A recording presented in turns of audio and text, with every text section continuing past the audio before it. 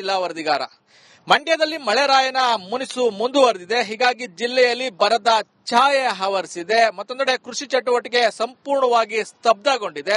ಮಳೆ ಬಂದಿದ್ರೆ ಕೃಷಿ ಚಟುವಟಿಕೆಗಳನ್ನ ಆರಂಭ ಮಾಡ್ತಿದ್ರು. ಆದ್ರೆ ಮಳೆಯೇ ಇಲ್ದಂತೆ ಇರೋದ್ರಿಂದ ರೈತರು ಜಮೀನಿಗೆ ಬರದಂತೆ ಇರೋ ಪರಿಸ್ಥಿತಿ ನಿರ್ಮಾಣ ಆಗಿರುವಂತದ್ದು ಕಾರಣ ಮಳೆ ಇಲ್ಲ. ಮತ್ತೊಂದೆಡೆ ಕೆರೆ ಸಣೆಕಟ್ಟೆಯು ಕೂಡ ಭರ್ತಿ ಆಗಿಲ್ಲ. ದೃಶ್ಯದಲ್ಲಿ ಗಮನಿಸಬಹುದು, ಈ ಒಂದು ಪ್ರದೇಶದಲ್ಲಿ ಪ್ರತಿ ವರ್ಷ ಭತ್ತವನ್ನ ಬೆಳೀತಿದ್ರು. ಇಷ್ಟೊತ್ತಿಗಾಗಲೇ ಭತ್ತ ನಾಟಿ ಆಗ್ಬೇಕಾಗಿತ್ತು. ಬಿತ್ತನೆಯಾಗಿ ನಾಟಿಗೆ ಸಿದ್ಧತೆಗಳನ್ನ ಮಾಡ್ಕೊಳ್ತಿದ್ರು. ಎಲ್ಲಿ ನೋಡಿದ್ರು ಹಚ್ಚ ಹಸಿರಿನಿಂದ ಕಂಗೊಳಿಸ್ತಿತ್ತು. ಆದ್ರೆ ಈ ಬಾರಿ ಮಳೆ ಕೊರತೆಯಾಗಿರೋದ್ರಿಂದ ಮತ್ತೊಂದೆಡೆ ಕೆರೆ ಸಣೆಕಟ್ಟೆಯಲ್ಲಿ ನೀರು ಇಲ್ದಂತೆ ಇರೋದ್ರಿಂದ ಈ ಬಾರಿ ಪಾಳು ಬಿದ್ದಂತ ಪರಿಸ್ಥಿತಿಯಲ್ಲಿ ಜಮೀನುಗಳು ನೋಡೋದಕ್ಕೆ ಸಿಗ್ತಾ ಇದೆ.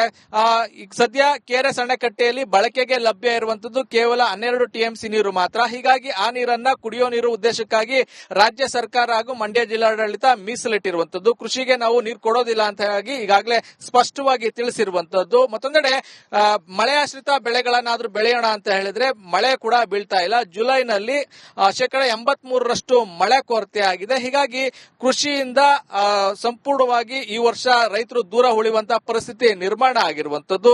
ಇಲ್ಲಿ ದೃಶ್ಯದಲ್ಲಿ ಗಮನಿಸಬಹುದು, ಟ್ರಾಕ್ಟರ್ ಮೂಲಕ ಉಳುಮೆ ಮಾಡಿದ್ದಾರೆ, ಆದ್ರೆ ಪ್ರಯೋಜನ ಬಾರದಂತ ಪರಿಸ್ಥಿತಿಯಲ್ಲಿ ನಿರ್ಮಾಣ ಆಗಿರುವಂತದ್ದು. ಮತ್ತೊಂದೆಡೆ ಇಲ್ಲಿ ಸ್ವಲ್ಪವೂ ಕೂಡ ತೇವಾಂಶ ಇಲ್ಲ.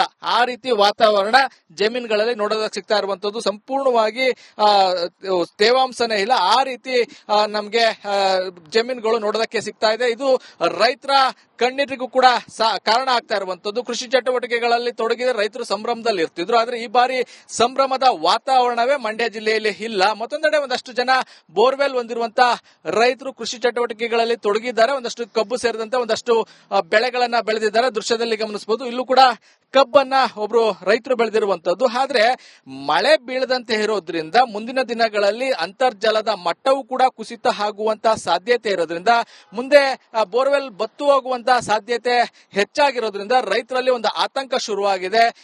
ಈಗ ನಾವು ಕೃಷಿ ಮಾಡಿದ್ರು ಕೂಡ ಮುಂದೆ ಸಂಕಷ್ಟಕ್ಕೆ ಸಿದಾಕೊಳ್ತೀವಿ ಅನ್ನೋ ಒಂದು ಆತಂಕ ಶುರುವಾಗಿರುವಂತದ್ದು. ಮಂಡ್ಯದಲ್ಲಿ 2,06,000 ಹೆಕ್ಟೇರ್ ಪ್ರದೇಶ ಕೃಷಿ ಪ್ರದೇಶ ಇರುವಂತದ್ದು, ಅಂದ್ರೆ ಕೃಷಿ ಮಾಡುವಂತ ಪ್ರದೇಶ ಇದೆ. ಅದರಲ್ಲಿ ಸದ್ಯ ಈಗ ಬಿತ್ತನೆ ಆಗಿರುವಂತದ್ದು 18,000 ಹೆಕ್ಟೇರ್ ಮಾತ್ರ. ಹೀಗಾಗಿ 9% ಮಾತ್ರ ಬಿತ್ತನೆ ಆಗಿರುವಂತದ್ದು. ಸಂಪೂರ್ಣವಾಗಿ ಬರದ ಛಾಯೆ ಮಂಡ್ಯದಲ್ಲಿ ಆವರಿಸಿರೋದ್ರಿಂದ ಕೂಡಲೇ ಬರ ಪೀಡಿತ ಜಿಲ್ಲೆ ಅಂತ ಹೇಳಿ ಮಂಡ್ಯವನ್ನ ಘೋಷಣೆ ಮಾಡಬೇಕು ಅಂತ ಹೇಳಿ ಜಿಲ್ಲೆಯ ರೈತರು ಆಗ್ರಹಿಸ್ತಾ ಇದ್ದಾರೆ. ಅದ್ರ ಜೊತೆಗೆ ಕೂಡಲೇ ಬರ ಪರಿಹಾರವನ್ನ ರೈತರಿಗೆ ಕೊಡಬೇಕು ಅಂತ ಹೇಳಿ ಆಗ್ರಹಿಸ್ತಾ ಇರುವಂತದ್ದು. ಸರ್ಕಾರ ಇನ್ನಾದ್ರೂ ಎಚ್ಚೆತ್ತುಕೊಳ್ಳುತ್ತಾ ಅನ್ನೋದನ್ನ ಕಾದ್ ನೋಡಬೇಕಾಗಿದೆ. ಇದಿಷ್ಟು ಮಂಡ್ಯ ಜಿಲ್ಲೆಯ ಸುದ್ದಿ ಆಗಿತ್ತು. ಮುಂದಿನ ವರದಿಯನ್ನ ನನ್ನ ಸಹೋದ್ಯೋಗಿ ಕೊಡ್ತಾರೆ.